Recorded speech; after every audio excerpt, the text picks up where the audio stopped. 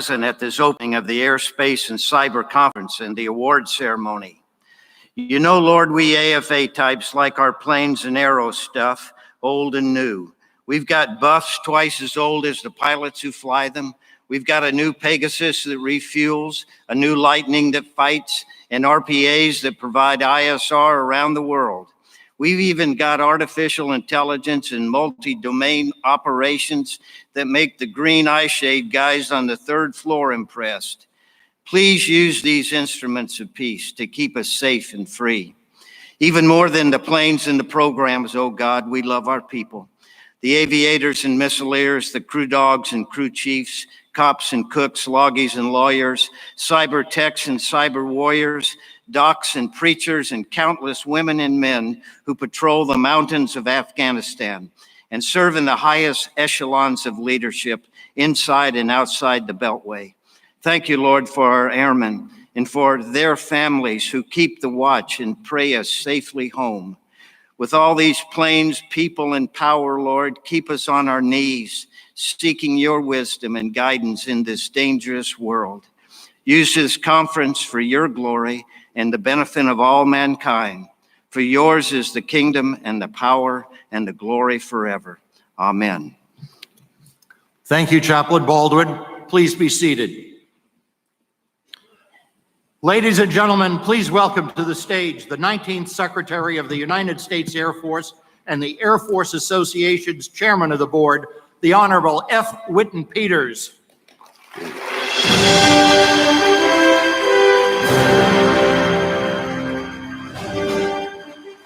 It is great to be here on Monday morning at the Gaylord.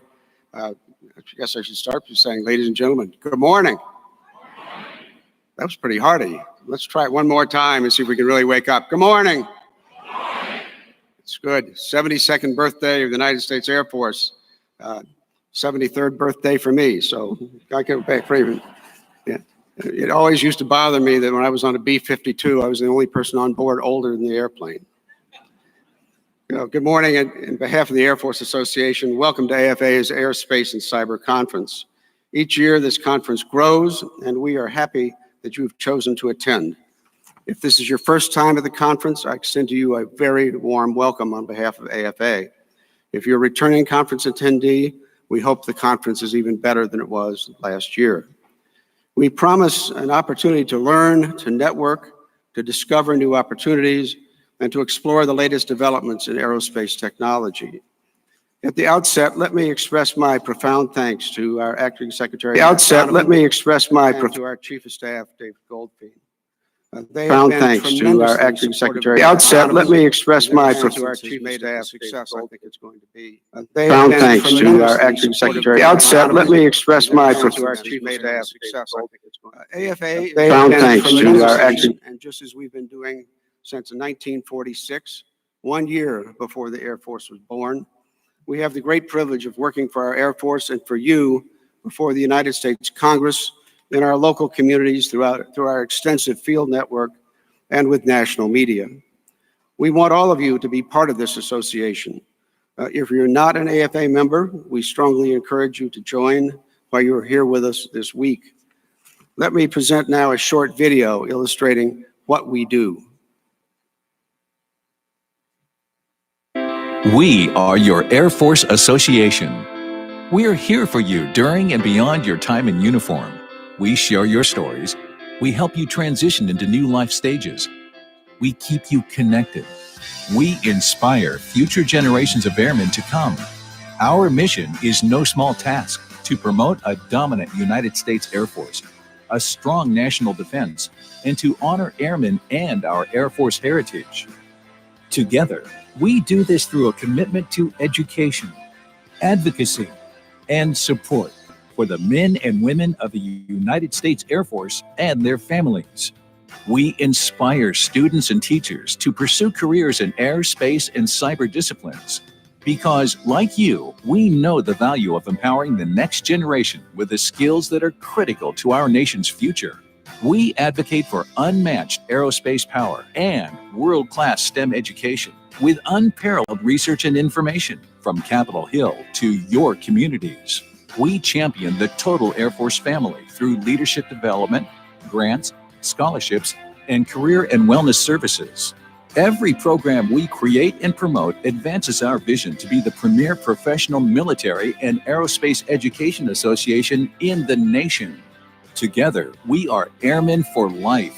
Together, we are your Air Force Association.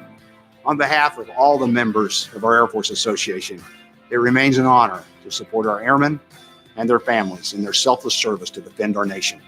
Please join me and join them and join the fight.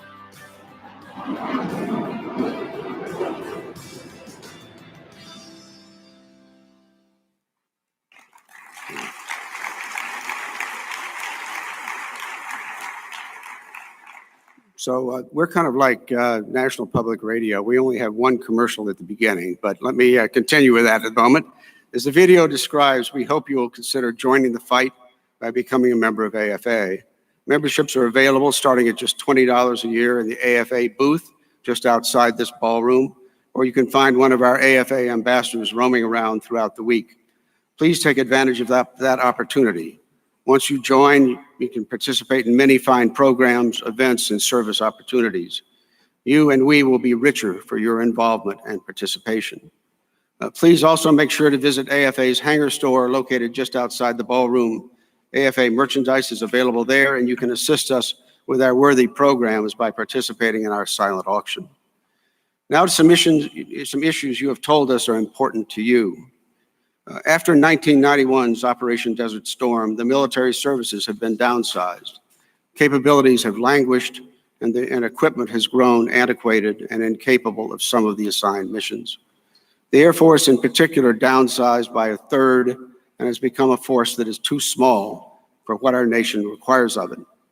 The Air Force is the only service that deployed to the Gulf in 1990 and has not yet come home, representing nearly 29 straight years of continuous combat operations.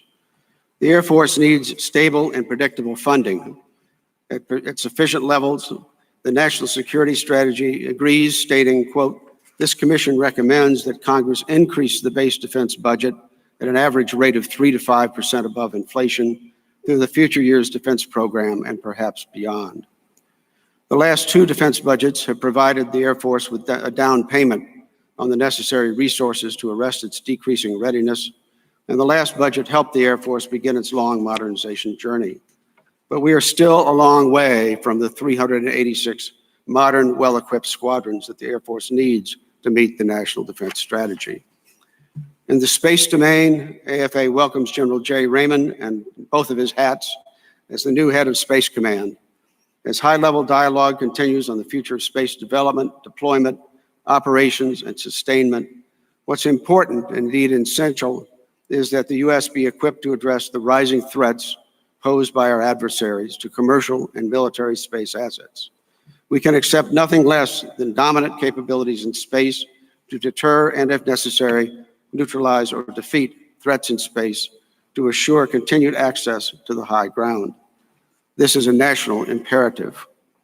In the cyber domain, the Air Force merger of intelligence, surveillance, and reconnaissance with cyber operations makes perfect sense, and I hope will strengthen that capability, all those capabilities. AFA regards this as an important step towards strengthening the Air Force's ability to more effectively fuse cyber and kinetic capabilities. We strongly support efforts to rapidly implement combat-ready, multi-domain command and control, and along in the same vein, AFA looks forward to the 24th and 25th Air Forces merger, forming a new information warfare numbered Air Force that will provide options to integrate cyber, ISR, electronic warfare, and information operation capabilities. The Air Force strongly believes that the Air Force Association strongly believes that the heart and soul of the force lies in airmen and their families, so many of whom are here today. We tirelessly advocate to increase pay and benefits to retain the Air Force's valuable members. We protect health care because we see it as a readiness issue, as well as a benefit long earned. We are working for better housing, continued shopping benefits, and enhancing and protecting education benefits. We have fought to end the widow's tax, and we have also been promoting civilian pay increases because the Air Force's civilians are key members of the total force, and our nation needs to retain them and Congresses listening, we think. As we begin this conference, please take advantage of all we have to offer. Let us know how we're doing. Please complete the conference survey and get back to us to tell us what's good and what's bad. Our goal is the same as it always has been, to make this the premier and keep this the premier Air Force Professional Development Conference. Now, without further delay, we are ready to welcome our keynote speaker. Please roll the video. I'm a person that looks forward more than looks back. When I started 50 years ago as an entrepreneur, the word entrepreneur I don't think existed.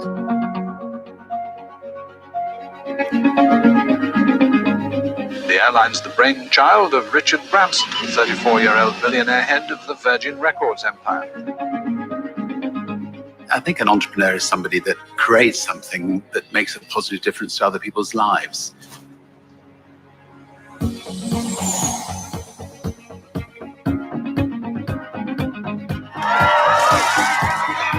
I'm a born optimist, a very positive person. Both my children have inherited that from me. And I was very lucky, I had a very happy childhood.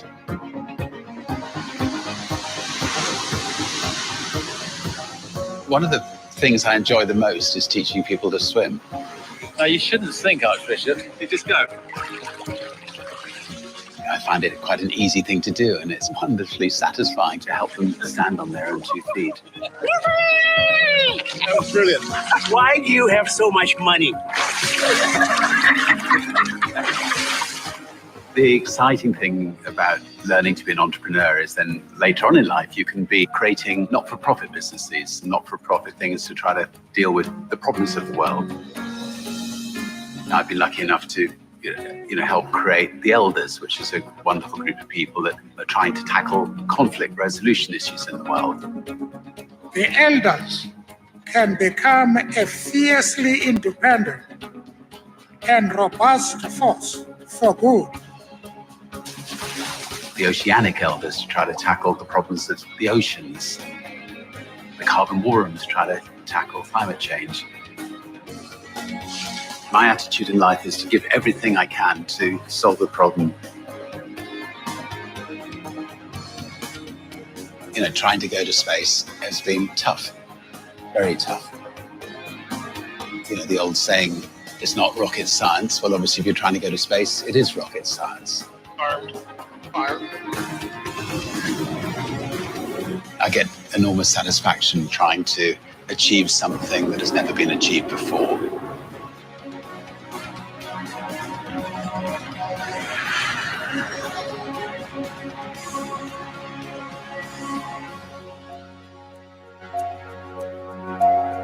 My favorite phrase to all the people around me is, screw it, just get on and do it.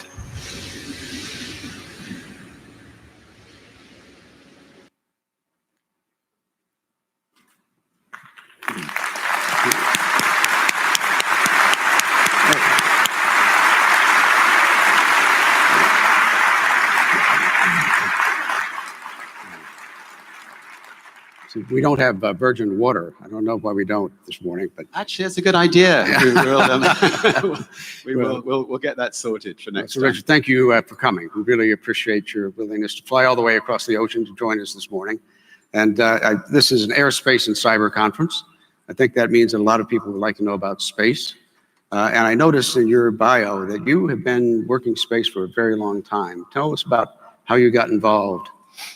Well, first of all, it's a great honor to be here, and thank you for the invite. The first time space really captivated me was when I was about 17 years old and watched the moon landing. I think maybe the two of us were old enough to remember it, and it was on a little black and white TV set, and I thought, I'll be going to space one day. This is something really to look forward to.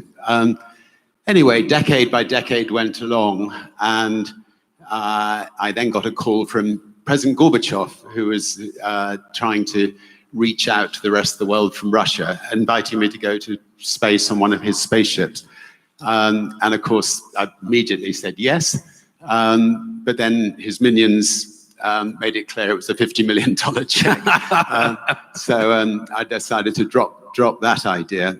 And then I started heading around the world to see if we could find some genius engineers to build spaceships to enable myself, and I believe most people would love the chance to go to space if they could afford it. And I came across somebody called Bert Rutar, who is one of those aviation engineering geniuses, and we got involved with Spaceship One with him and Paul Allen, and now we've had an incredible year. We've had 5 people into space this year, five new astronauts created, which is the first new astronauts created since 2009, yeah, it's been very exciting. We might just show a quick video of where we are with Virgin Galactic, if that's all right. That'd be great. Thank you. The exploration of space will go ahead, and it is one of the great adventures of all time. Spaceship Unity, welcome to space. Copy base, $1 billion view. Humans have managed to learn so much about the universe in such a relatively small time frame compared with the life of the universe. That was always very incredible to me. Armed. Fire.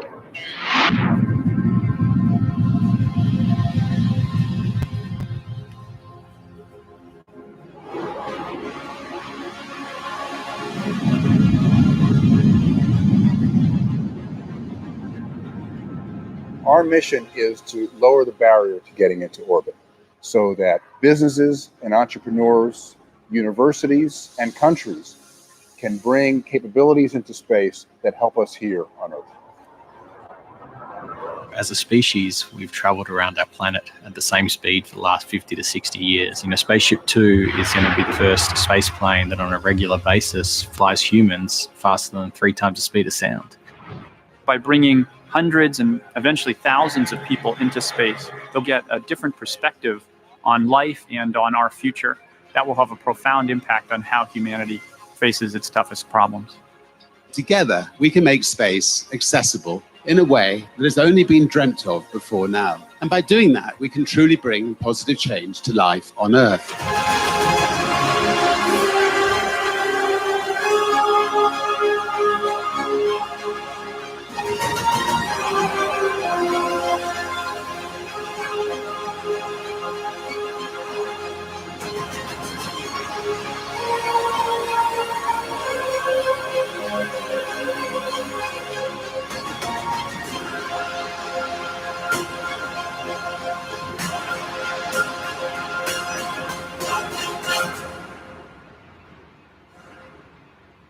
Have you ever thought about going into space, Richard?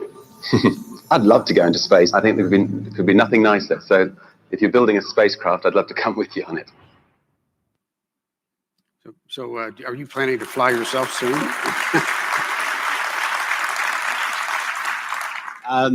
I absolutely would. I'm planning to fly myself, yes. And it won't be long now. We're just moving the whole operation to New Mexico, where they built a beautiful spaceport there, and we'll do a few more final test flights, and then I'll go up, and then we've got about 700 people who've signed up to go up with us. We'll start putting them up. How many people in the audience would like to go to space one day? Yeah, I wasn't surprised in this particular audience. Bring your credit card. Yeah, no, I mean, our challenge is to get the price down to a level that people, can save up to do it, or maybe fly lots of times from Virgin Atlantic and get the frequent flyer program to do it. And the more spaceships we build, the more we're able to bring the price down. And interestingly, when people crossed the Atlantic in the 1920s, the price was about the same as it is to put somebody into space today on Virgin Galactic. But decade by decade, the price came down. So now a lot of people can afford to fly across the Atlantic and want to do the same if possible. So, one of the things that I find interesting is that you actually started Virgin Galactic, I think, in around 2003 or 4, and now it's 2019. What have been the struggles to get from where you were to where you are today? Well, as I mentioned in that introduction film, space is difficult, and much more difficult than I thought when I started in 2003. I didn't expect to be sitting here today saying, we're about to go to space. I thought we would have gone a few years ago. And so first of all, building rockets that are 100% safe, that you can just use time and time again and know that you're not going to have an incident. Obviously building a mothership to take the spaceship up. So we built the largest carbon composite plane ever built, our mothership Eve, to carry this spaceship up to 40,000 feet before we released it. The spaceship itself, it's got to withstand 3,500 miles per hour in less than 8 seconds. and so again, it's got to be strong and capable of going 60 or 70 miles into space. And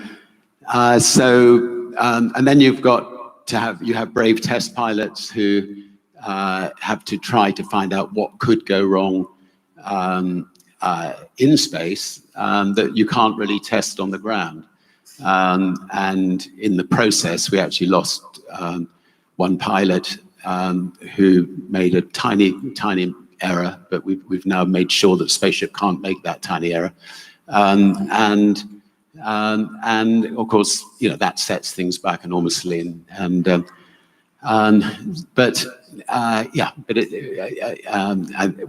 now at an exciting time. So when do you take off in your Spaceship Two? How long do you actually get to be in space? So the whole round trip is about 3 hours.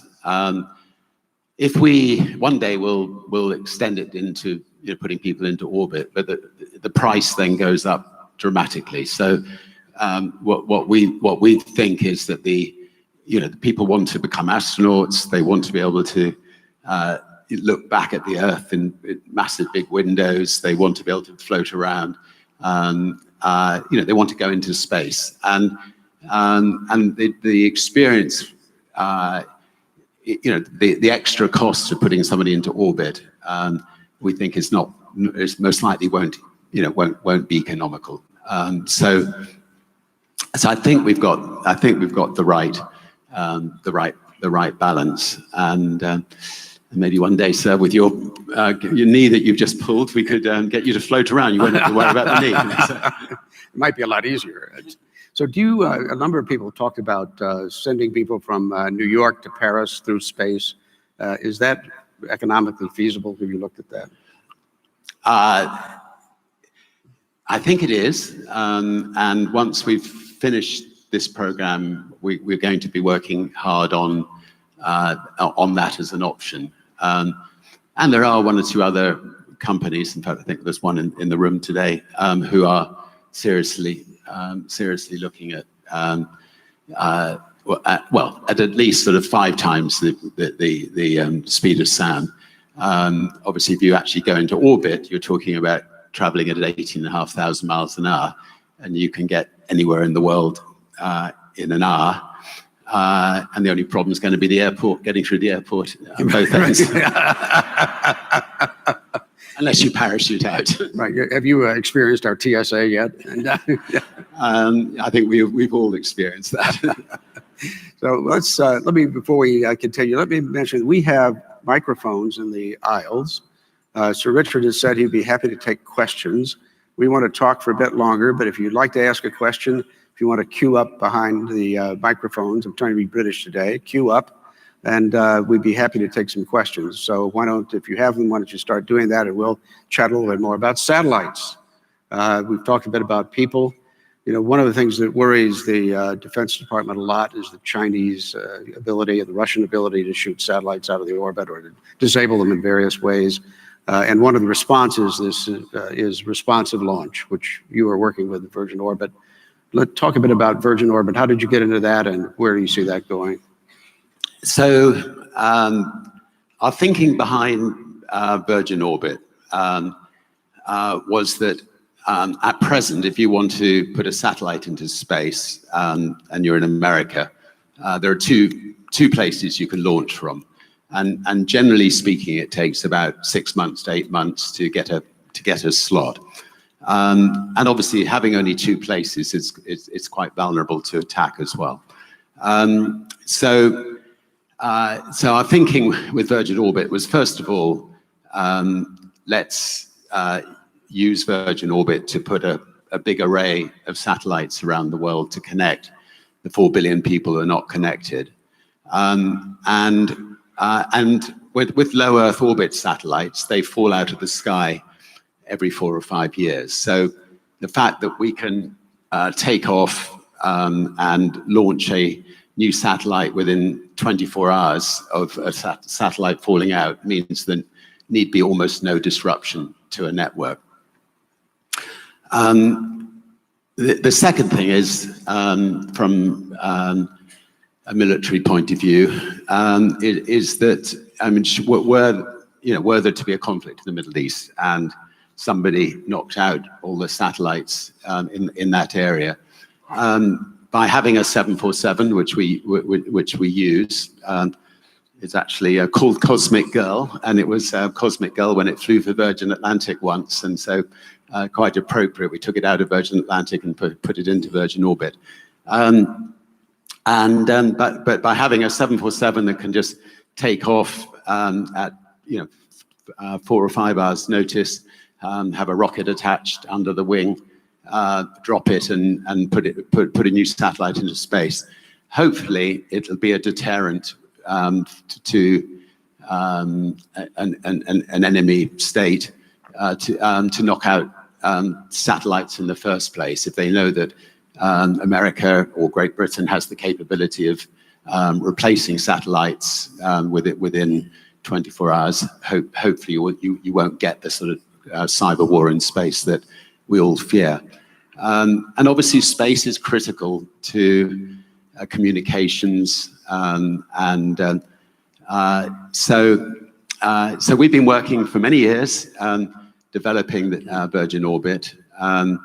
We had our first drop test of a rocket a couple of months ago, which I'll show you in a second. And in about 6 weeks, 8 weeks, we'll be firing the engines on the next drop test, and heading at 18,500 miles an hour around the Earth in orbit, beginning to drop off satellites.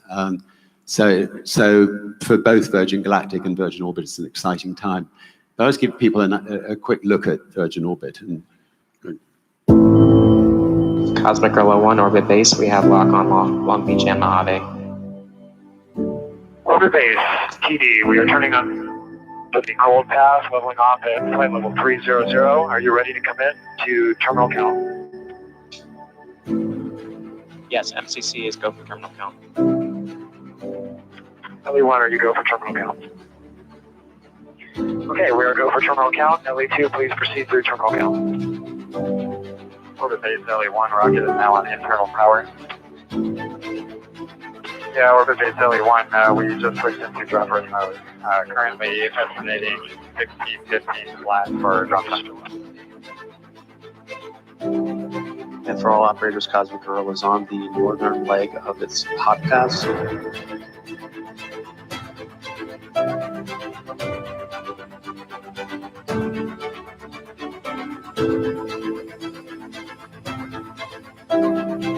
Approximately 40 seconds.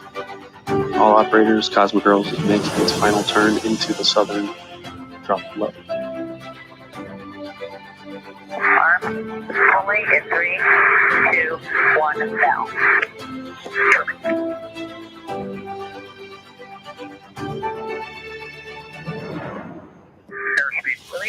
release. Good release. Clean release. Clean release.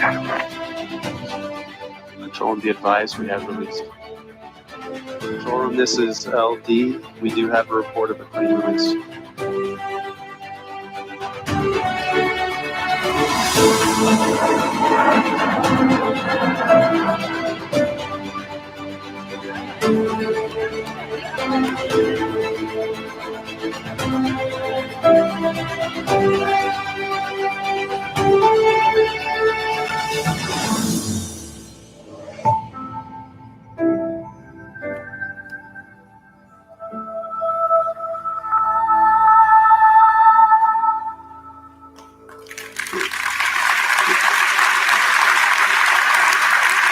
So, thank you very much. Yeah, so the good thing is that 747s, believe it or not, do not cost very much these days. Would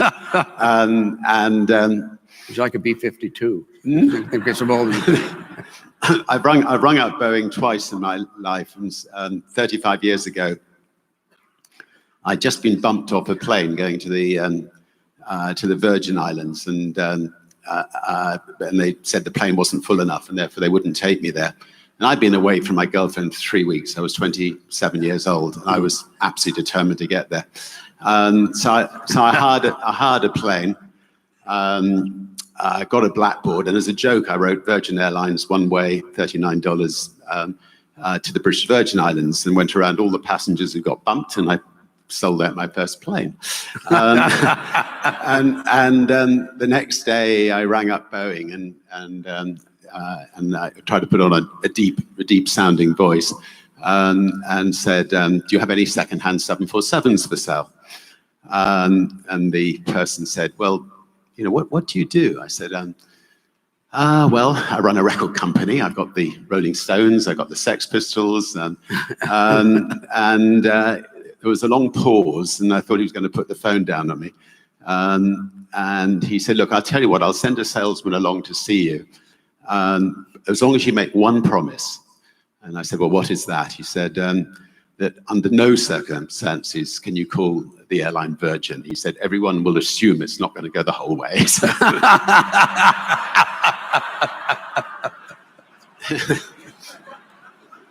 anyway, 35 years ago, we did start with one plane from them, and then Virgin Orbit has started with one plane 35 years later. And you know what I think from working, we've had meetings with the U.S.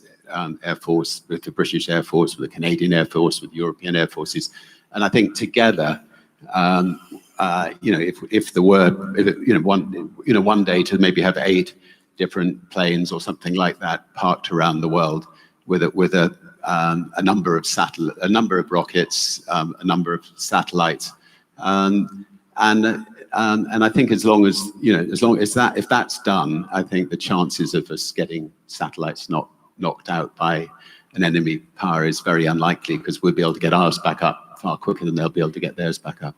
So one of the things, as I mentioned in the green room, I was one of the 2 guys who signed the contract for EELV, big launch program, the Air Force, thinking that commercial lift would pay for a lot of this.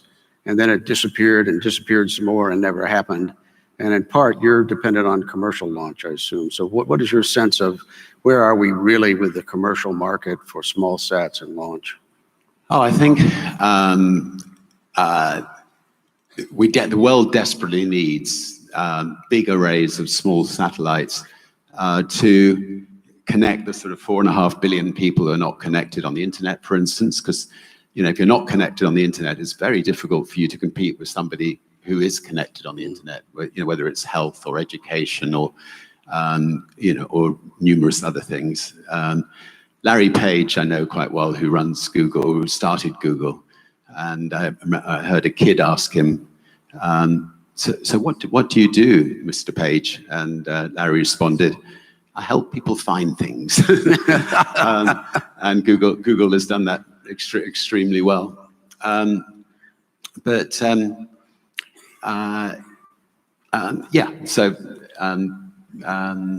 I've lost my track. Anyway. Okay. Why don't we go to a question? I see some people standing down there. Why don't you ask a question? Thank you, sir. Good morning, Sir Richard. Thank you for the opportunity.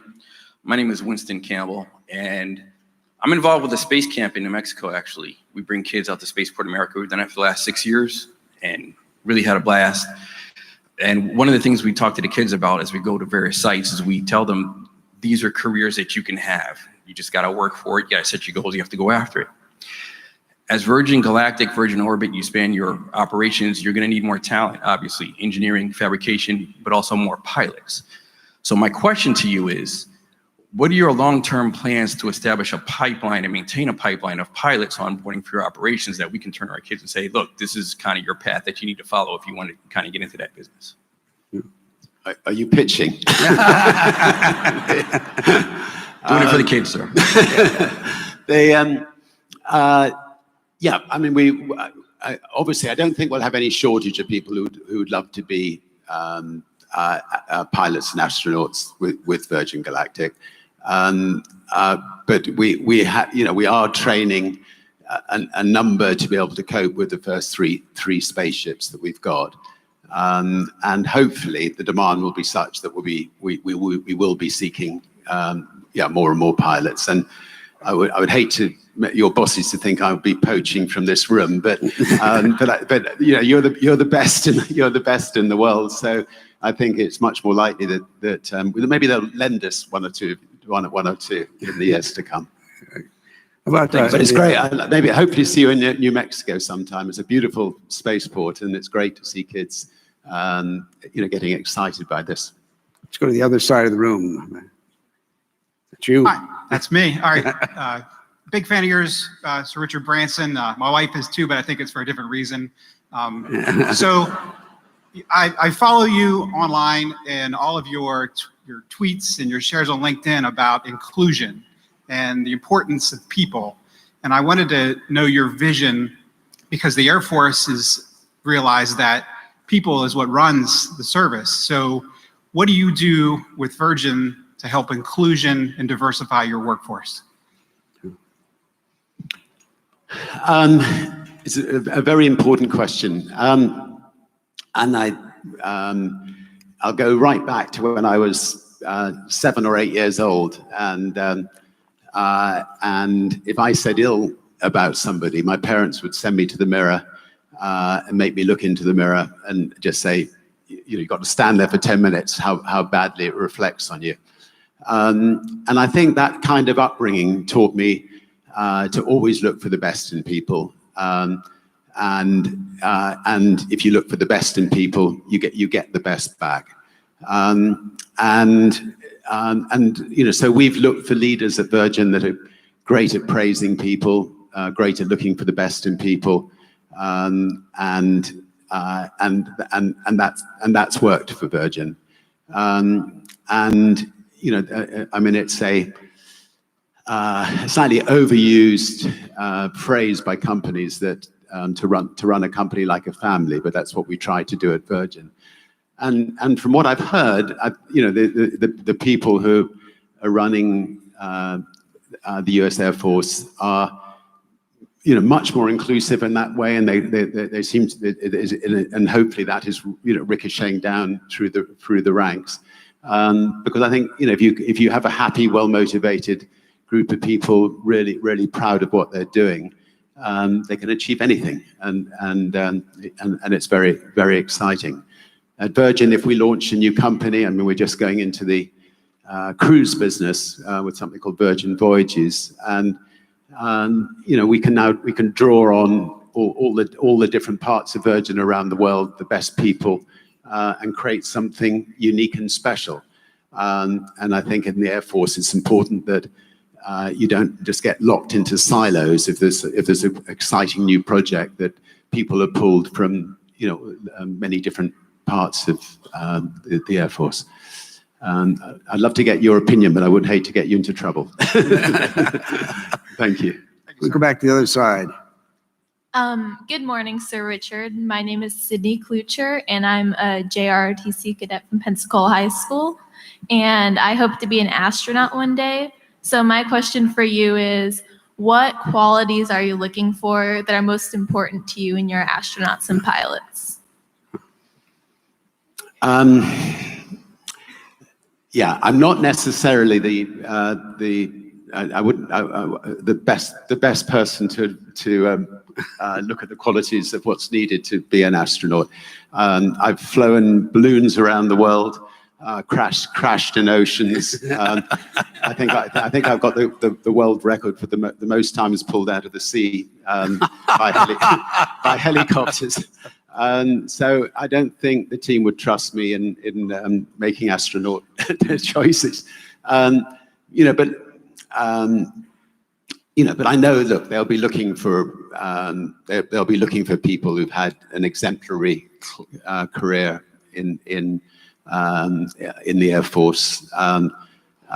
There'll be, I think, character reference is going to be critical. And one day, you should, if I'm allowed to say it, you should apply, go along and meet our team. Anyway, thank you. Let's go back to the other side. Hello, sir. Thank you so much, first off, for taking the questions from the audience in the first place. My name is Jennifer, and I'm a reporter, editor with Air Force Magazine. And my question is, by virtue of your experience with Virgin Group, making you somewhat of an artist at the idea of anticipating future challenges and future needs and spinning off institutions, making them appear essentially out of the ether to meet those head on, what advice would you give to the military as it approaches the potential creation of a U.S. Space Force? I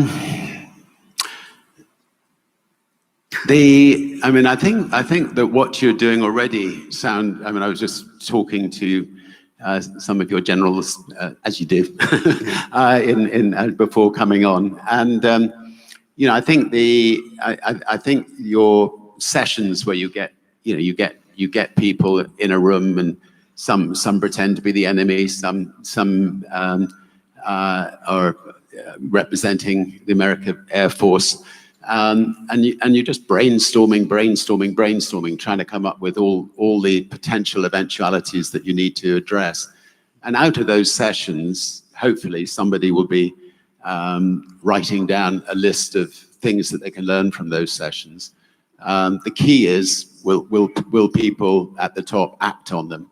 And at Virgin, if I'm on a Virgin Atlantic airplane, I'll always have a notebook in my pocket, never to be too proud to pull it out and write down feedback from passengers or from staff. So I think a good leader just has to be listening all the time, writing things down and then acting on them. And I think in that way, your company or your Air Force can just get better and better and better. Thank you. We take a couple more. Let's go back to the other side if we could. Sir, my name is Anthony Urbick, and I work for the Ground-Based Strategic Deterrent Program. My question is, we do have a number of companies in private industry that are pursuing space projects, and we do have funding on the government side. And I'm wondering if you see a balance there that makes the most sense compared to where we are now and where we've been in the past. So the question is about how much government he ought to fly? Yes, sir. What is the correct balance between government funding and industry projects? Do you see a balance, or is it continually evolving? So I think private industry can generally, I think, do things more cost effectively than government-run businesses. But private industry, there are some things that private industry do that they very much need to work with government on. So with Virgin Orbit putting planes around the world and putting satellites and putting rockets there, would not make sense for us as a private company, but working with government and maybe the US Air Force, we can both bring our individual skills to it, and it makes sense. So I think that there's a good working balance between the two. NASA have effectively become an organization that farms out a lot of its work to private enterprise. because they know that the private enterprise are likely to do it more cost effectively than they can. But they still keep a watchful eye on it, and some of the really big projects, they still get involved with. By the way, one really exciting thing, who's seen this wonderful new satellite that looks just like Earth that's been discovered in the last 2 weeks? And it's got water on it. It's just beautiful. But anybody seen it? I've seen pictures of it. One or two people. Okay. You should check it out on the internet. I mean, it's like this beautiful Earth. It's just outside our solar system. And a probe has gone, I mean, not that close, but NASA are going to send another probe to go really close to see if there's any life on it. But if there's water, it's quite possible that there is life on it. And these are the sort of things that, very small probes can discover in the future. Let me follow up. Are you seeing other governments interested in rapid launch as well, or is this really just a United States issue at this point? No, it's. I mean, the exciting thing I think is that, as far as the specific project we're talking about, the British government got together with the British Air Force got together with the American Air Force, and they've also talked to the Canadians and the Europeans, and so we are going to be launching a satellite for the U.S. Air Force from Guam in the next few months, and we're going to be launching a satellite for the UK Air Force from Cornwall in England, and that's the exciting thing. We can launch 3,000 miles apart. We can go into any orbit anywhere in the world, which is not possible for land-based launches. So, it's so exciting. I think we have time for one more. I think I'm on this side. Yes, Vago Muradian from Defense and Aerospace Report with conference off to a tremendous start. Sir Richard, it's an honor seeing you again. I remember interviewing you many years ago at Farnborough. Can you talk to us a little bit about the nature and your thoughts on how to drive innovation? Few people have started as many things as you have, aside, of course, from having been pulled out of the water several times. It was always in the drive to achieve something that hadn't been achieved. As the military looks to figure out new and smarter ways of doing things, what do you think are the core elements of how to think about innovation and then execute it?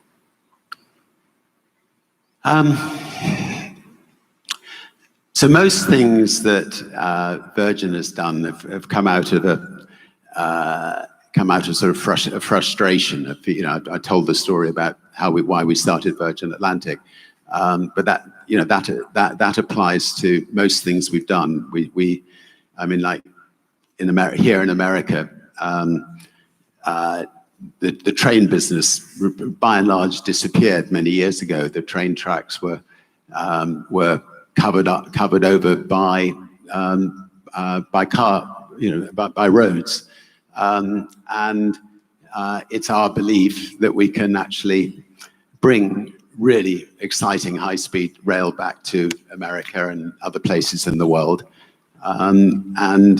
So we've been developing something called Virgin Hyperloop, which are trains that could go up to 1,000 miles an hour in a vacuum, in a tube, floating on magnetic vacuum. And so what we'll do is we believe that's possible. We'll invest in one or two engineers. We'll maybe on this case we built a small track outside Las Vegas, we gave it a go, and then so I think a lot of these things are just trying things, not being afraid of failure, and occasionally falling flat in your face. You need to be working for a company where the people above you, do not jump down your throat if you do fail. I mean, if you don't, you've got to have a company's got to be able to accept failure as well as accept great things. But if you try 10 ways of fixing something, one of those 10 quite likely to succeed. I don't know if we've got time. Should we just show the Virgin Hyperloop video? We have it. Yeah.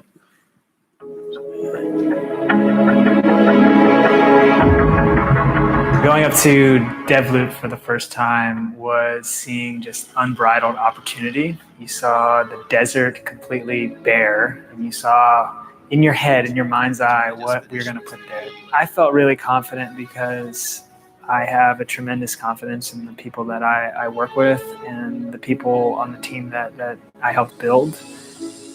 You've got teams from mechanical design, teams from computer engineering, and people who've worked on massive motor systems, massive rocket ships, and aerospace, aerodynamic engineering. This thing that started as a sketch and an idea and then lived on this computer is now real, and it's welded and it's bolted and you can put your hands on it. And then we actually assemble all the parts onto it and send it out to site, and you flip the power switch and it just comes to life. That's really the engineering dream, to get to see that whole process through. We broke all Hyperloop speed records. And to think we did all this in 10 months. We proved to the whole world that we can build safely, quickly, efficiently, and prove the technology works. This is just the beginning. This company, like others in the Virgin family, has insatiable curiosity and the grit to get it done.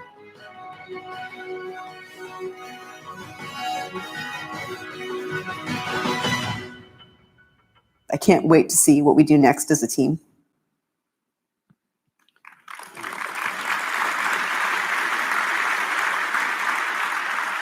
Well, one of the things that Sir Richard told me is that you actually have to have a lot of fun doing this, that's half the battle of innovation. And I know that he has a lot of fun on April Fool's Day. I'd like to maybe perhaps end with a lighter note. April Fools, tell us about April Fools. Yeah, April Fool's Day. I love pulling people's legs, and then occasionally they pull my leg back. And one of every April Fool we come up with something quite fun. But anyway, one year we built a spaceship, and basically it was a UFO, as you do, and we flew the UFO over London, and the radio stations got on alert. The army were called out. 4 police forces were called out. Yeah, that's the UFO up in the sky early morning, about 4:30 in the morning, and it had strobe lights, and it just looked exactly like you'd imagine a UFO would look like. Went down the motorway. Every single car stopped. Everybody got out of the car. The whole motorway came to a grinding halt. And then we realized we were heading for Gatwick Airport, which wasn't a very good idea. So we managed to land in a foggy field just outside Gatwick. The army surrounded the field. The police surrounded the field. We were looking out of a little hole in the UFO, and we saw this English bobby with a truncheon walking towards us. And I must admit, I smiled, thinking, this is the first thing that somebody from outer space is going to see, as an English policeman with a truncheon. Anyway, we had this door that just like an ET, it opened very slowly, and we pumped all this dry ice inside the person that ran our record company in America happened to be about this height, and so we had an ET outfit on him, and he walked down the steps very slowly, and this policeman just turned and ran. And anyway, there he is. So it was fun. Thank you. Thank you. Well, Sir Richard, we puzzled about what can you give a multi-billionaire that he doesn't already have, and we came up with our famous Air Force Association socks.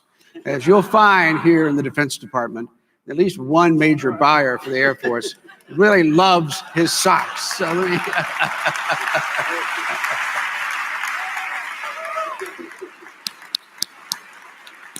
I hope they fit.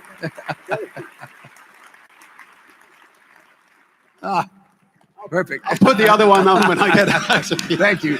But thank you very much. Thank you. Thank you.